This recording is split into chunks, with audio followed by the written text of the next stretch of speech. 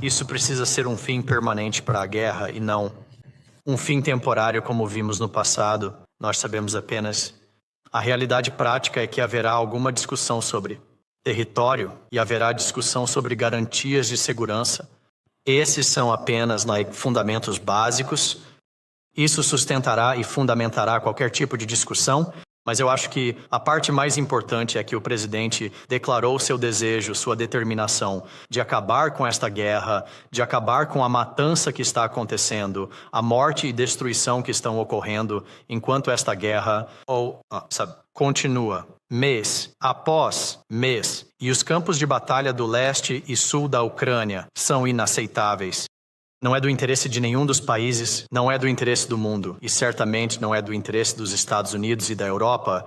Então, todas essas coisas irão impulsionar as negociações daqui para frente. E como você pode ver, o presidente Trump está determinado a agir muito rapidamente.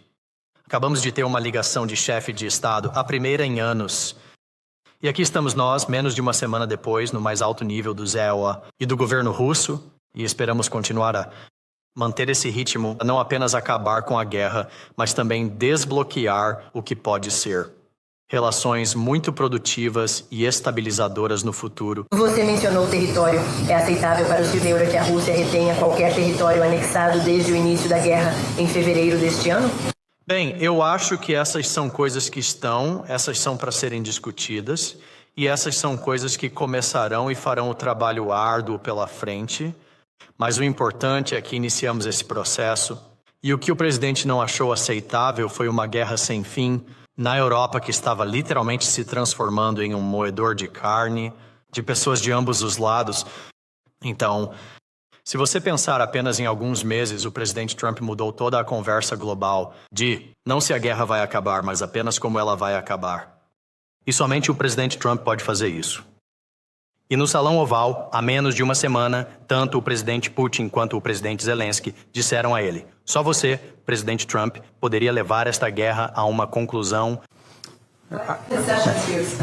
Bem, novamente, não vamos pré-negociar um fim para este conflito. Essas são as coisas que precisam acontecer através de uma diplomacia dura e difícil e em salas fechadas ao longo do tempo. O único líder que pode fazer isso acontecer, reunir pessoas para falar seriamente, é o presidente Trump. Ele é o único que pode fazer isso agora.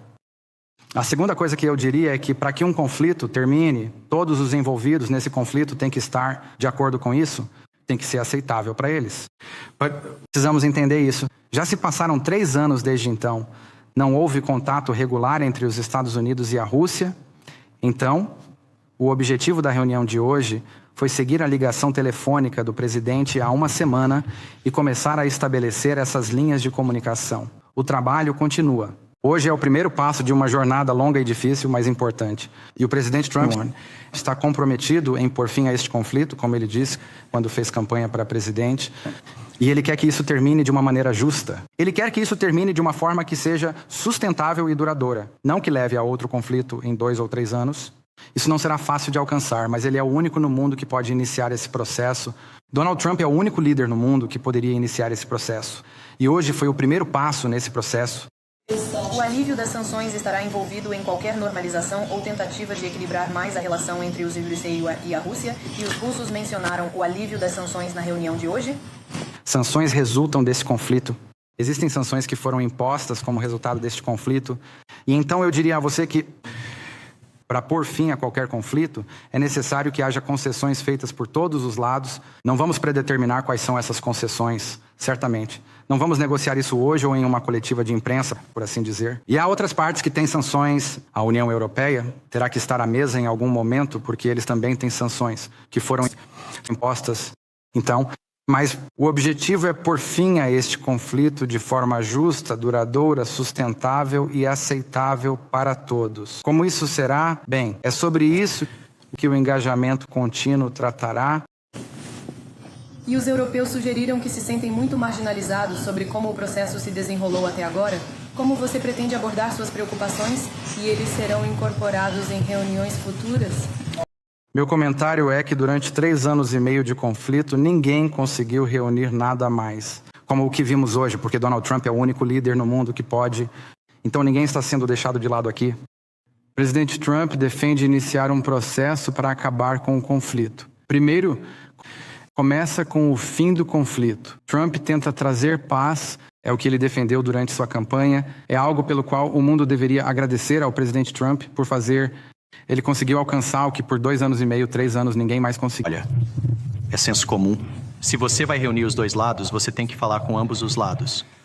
E continuaremos a lembrar a todos, literalmente.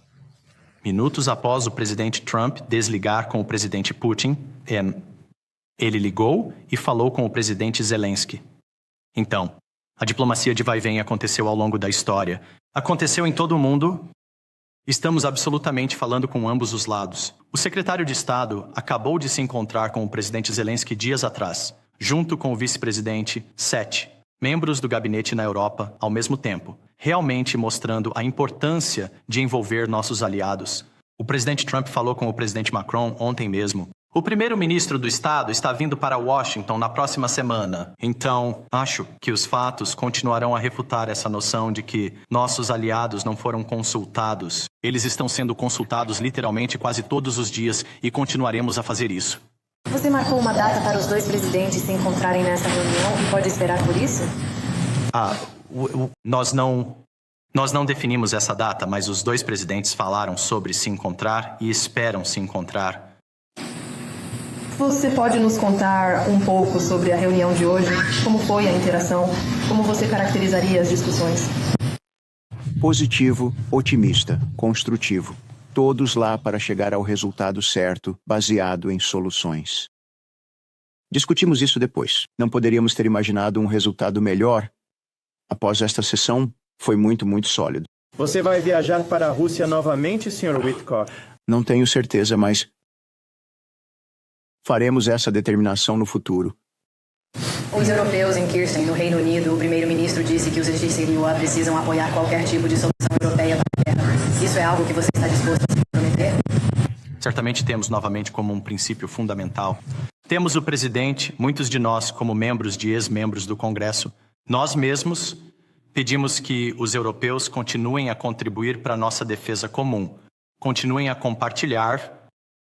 O fardo da defesa da OTAN continuará a destacar que, embora as coisas tenham melhorado, começando com o primeiro mandato do presidente Trump, o fato de que 1/3 de nossos aliados da OTAN ainda não contribuem com o mínimo de 2% de seu PIB para a defesa, uma década depois disso, todos nós coletivamente fizemos esse acordo, o que não é aceitável. Temos a cúpula da OTAN se aproximando em junho e esperaríamos, com o tipo de conflito, o tipo de guerra e destruição que vimos na Europa, infelizmente, nos últimos anos tivemos 100% no mínimo e, de fato, estamos excedendo isso. Então, veja, este é um esforço comum. Isso não é apenas sobre o que os Estados Unidos vão continuar a contribuir e o que vamos continuar a pedir ao contribuinte americano. Fazer essas decisões difíceis, devemos contribuir para a nossa defesa comum. Esperamos. Isso é uma via de mão dupla para aliados europeus. Reino Unido, França e outros estão falando sobre contribuir mais fortemente para a segurança da Ucrânia. Achamos que é uma coisa boa. Você saiu desta reunião convencido de que os russos querem paz. Você disse que pode levar algum tempo para se convencer disso. Até daqui a pouco. Eu não vejo a diplomacia dessa forma. Acho que a diplomacia, em última análise, se baseia em ações, é baseada em compromissos que são mantidos. Então, acho que eles saí hoje convencido de que estão dispostos a começar a se envolver em um processo sério para determinar como e quão rapidamente e através de qual mecanismo pode-se pôr fim a esta guerra. Se podemos ou não alcançar esse resultado, obviamente dependerá da disposição de cada lado neste conflito em concordar com certas coisas. Então, acho que é importante ter esta reunião porque realmente não tivemos muito envolvimento com os russos por quase 3 anos. E isso prepara o terreno para futuras conversas. Como isso se desenrolará dependerá das partes e de sua disposição de comprometer e cumprir. Será testado em breve, mas reitero, o presidente Trump deixou muito claro durante a campanha que ele achava que este conflito precisava acabar. Ele é o único líder no mundo que poderia ter iniciado um processo como o que vimos aqui hoje, e este processo vai continuar. E quando você fala sobre um fim duradouro e sustentável do conflito, significa que seja aceitável para todos os envolvidos, e isso obviamente inclui a Ucrânia, mas também nossos parceiros na